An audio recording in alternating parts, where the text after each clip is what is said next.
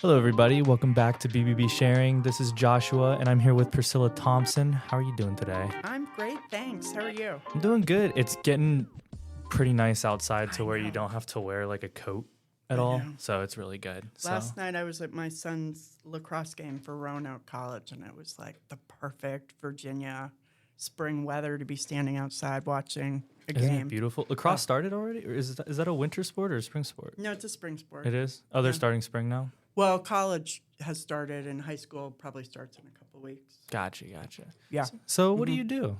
So I own a company called Listen Out Loud Media, and we are a impact and engagement agency with a boutique speakers bureau.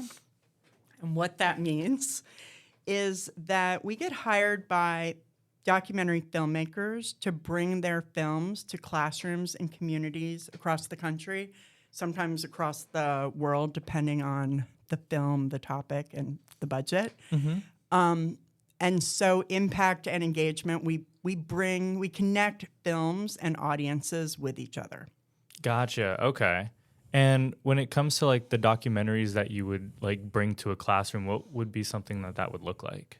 So we work on all different kinds of documentaries, and sometimes a teacher in a classroom, a K through 12 classroom, they may be using the whole documentary, and we write guides, resources, classroom resources, community resources, lots of things. We make it really easy for teachers. We know how hard they work, and they are so overtaxed.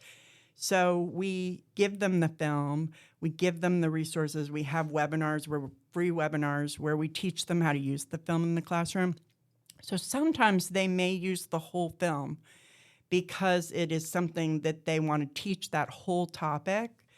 Other times they may use a portion of it, and that portion may be something that's really important in what they're already teaching, and it just integrates into their curriculum, this 10 minutes. And they pull out the pieces that they want to use.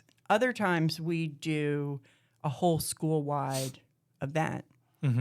And so everything we do is around documentary films, so they're generally films that are about historical topics or environmental, social topics. They're generally relevant and current and interesting things that we want our students and community members to be talking about.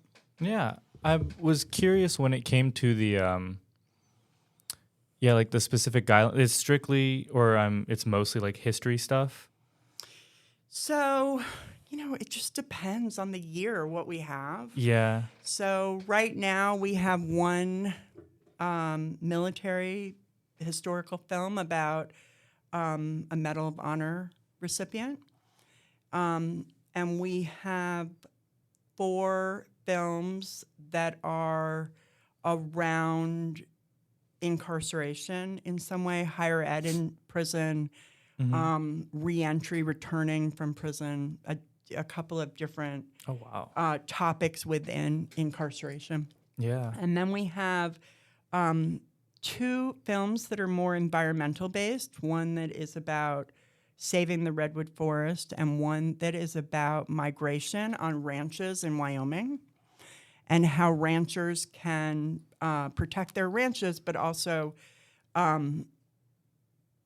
using conservation methods be helpful to the animals that migrate across their ranches. I see what you mean, yeah. And that film, by the way, is particularly visually just incredibly beautiful, as you can imagine, a film that is made on ranches in the Great West in America. It's amazing. That sounds really beautiful. And then we have an interesting film that doesn't really fit necessarily into any specific category, that is about West Virginia, and it touches on their history and some environmental issues and social issues along the opioid crisis. So there's a little bit for everybody in these different topics. That's really interesting. Yeah. Okay.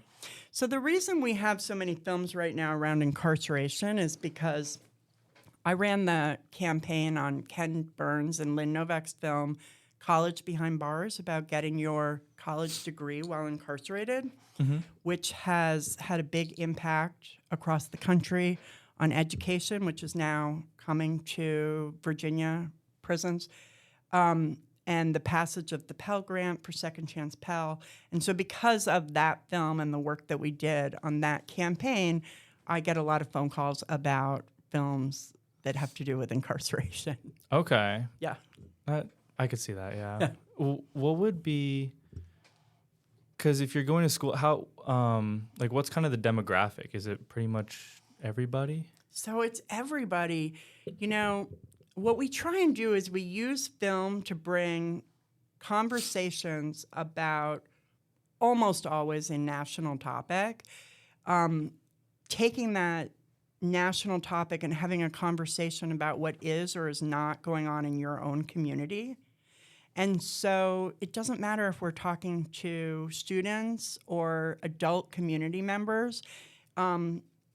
They care about these topics and people want to have those conversations. Obviously, the material is presented in a different way if you are talking to an 8th grader versus, you know, an event that might be at your church. Mm-hmm. But the overall, all these topics we should all be talking about in age-appropriate ways. So we, we talk to everybody from public and private K through 12 schools, colleges, universities, community organizations, faith-based organizations, prisons, legislators, civil rights museums, traditional museums, libraries. We really kind of talk to, give our films and these conversations to all different types of people. I really like that because I think a lot of what's going on, not even like really now, but there's just a lot of censorship in the world. So being just able to understand that, especially kids too, kids have to be able to be exposed to certain, hard scenarios or hard topics because it's still reality, whether or not adults have to, are responsible for action or being able to actually change what's going on or at least address it. Humans or children still have to be able to develop that kind of like thought process and that decision making with those hard scenarios or those hard topics. And the truth is that, first of all, our students, they're going to be adult community members before we know it, and they're going to be voters and employers and legislators and active in their communities. So we want them to find the topic that matters to them and how they are going to get involved in their community and to care about the community that they live in. But, the truth is that when we do these events, particularly when we have speakers from the film or local speakers on the topic, our kids, they are the ones who ask the best questions. They watch, they listen, they think, they process, they're curious, and this generation does care. Mm-hmm. And so, often when I'm writing a report at the end of a campaign and I reflect on, all this research we have from all the different, we may have done 1,000 events on this particular film, the questions that I want to highlight in a report that I'm giving the filmmakers, they have been asked by our students. And I don't know if adults get nervous in the room or they're making their to-do list in their head, but our kids they're smart and they care and they ask great questions. I think it's just a lack of filter. Like they haven't experienced the world to the point where, maybe it's just the fact of like humans think that they should know the answer, so they don't want to blurt it out. It might be just the anxiety portion, but I really like that blind curiosity of a kid. It's amazing. Yeah. It can't be touched. It's great. And when we do things around incarceration, if we bring formerly incarcerated speakers to a school, the truth is we do have a big incarceration problem in this country. And so every school in America is touched by it. And although there are certainly demographics that are touched more than others, we cannot go into a single school in this country where there is not a student who has and it has experience with a family member who has been incarcerated, or at least like a neighbor, like everybody in every school, somebody knows somebody. Mm-hmm. And that makes those conversations incredibly powerful because these students come with more knowledge than we think they have. Mm-hmm. How do you find the people to kind of to be in your documentary videos, to have those people who have experienced certain things? Where do you usually like search for stuff like that? That's such a great question. So we don't make the documentaries. We get hired by the documentary filmmakers. Okay. What we do though is I really believe that what produces the best, most inspiring and thought-provoking conversations is when we have a panel discussion that has some people from the film and some people from the local community.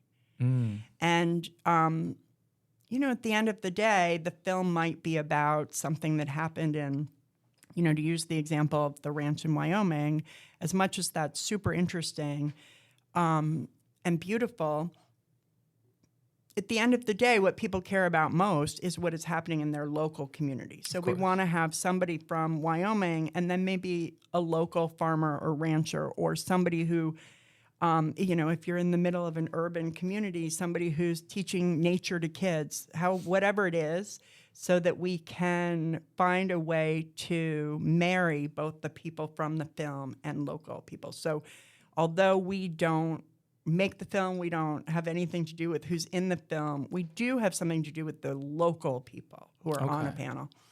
And that is, we do a lot of research. Mm-hmm.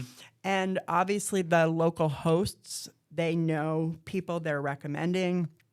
And we pre-screen them and have conversations. I spend at least an hour personally with each person who might be on a panel privately talking about their story and their experiences, so that we can make sure that if we have 4 people on a panel, we want to make sure also that their stories are different enough that it's interesting and informative for the people in the audience. We don't want 4 people who are all going to say the same thing. So, if we have a film right now, which is called A Bridge to Life, and it is made by a award-winning Virginia filmmaker. His name is Chris Brina. He's out of Charlottesville.